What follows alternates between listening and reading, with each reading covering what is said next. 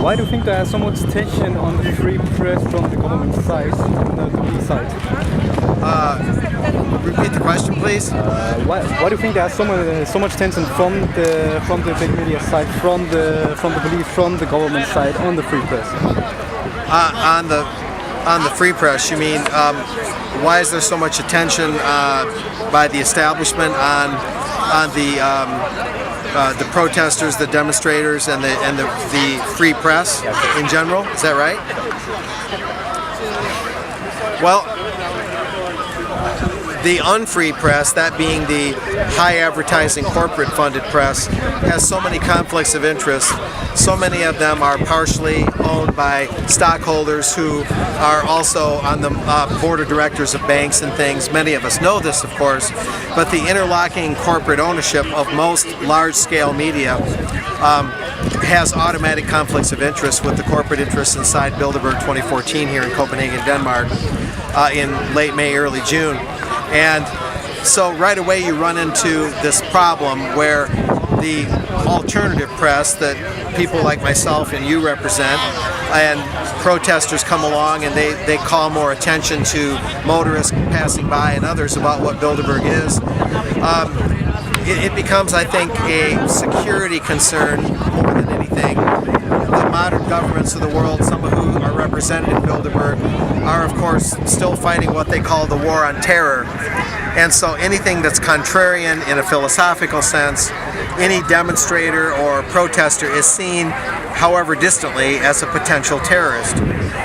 In the intellectual sense, and almost like an intellectual terrorist, an ideological terrorist, or an actual physical terrorist. And so the police put, I believe, an undue amount of attention, and the media an undue amount of attention on the protesters, rather than on the real issue, which is the Bilderberg meetings, the Bilderberg group. I hope that answers your question. Okay, when I read the news here this morning, to News Denmark, I saw this about Danish political party, Danish People's Political Party. Asking questions about how much the Bilderberg meeting in general are going to cost the Danish state. What do you reply to that? Well, I'm glad they're asking the question. That's the Danish People's Party, or what is it called? Translated correctly, it's the Danish People's Political Party. Danish People's Political Party.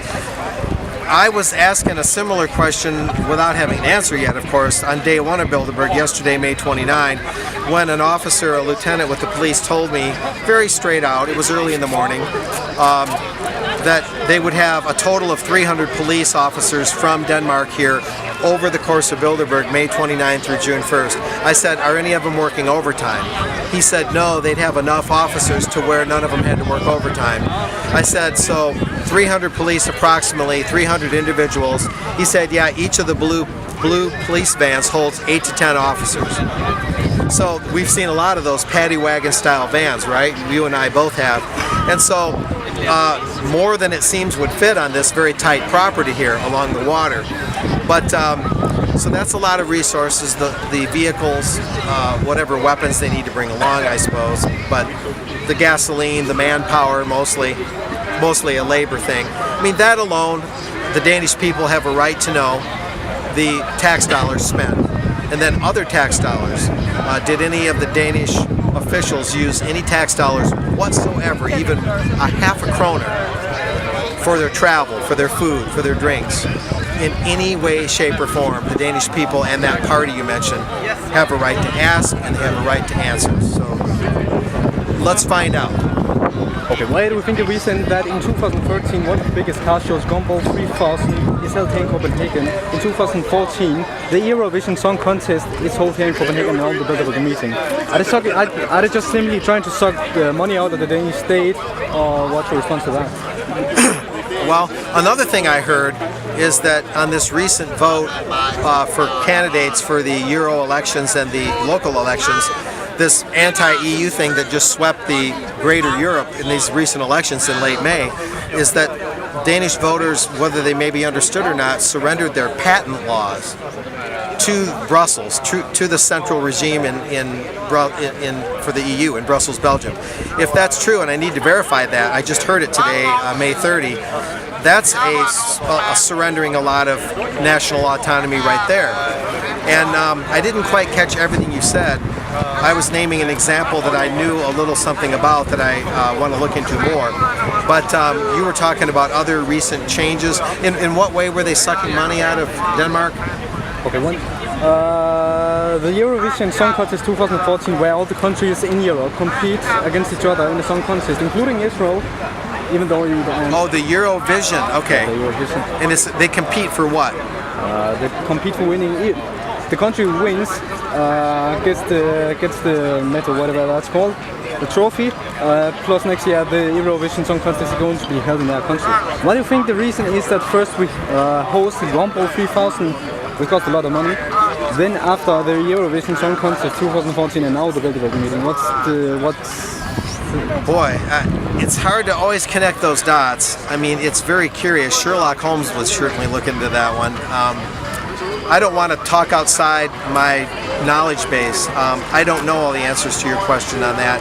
I want to know more about Eurovision. I know that, I can tell you this, that the Trilateral Commission meeting, and that's a group that's just as important as Bilderberg, and that was held in late April of this year, 2014. I happen to be the only established media known to be there. And that I was given access. I could go and mingle with the Trilateral members, some of whom are Bilderberg members, and I was able to mingle with a couple of them, and it's like going into a Bilderberg meeting. And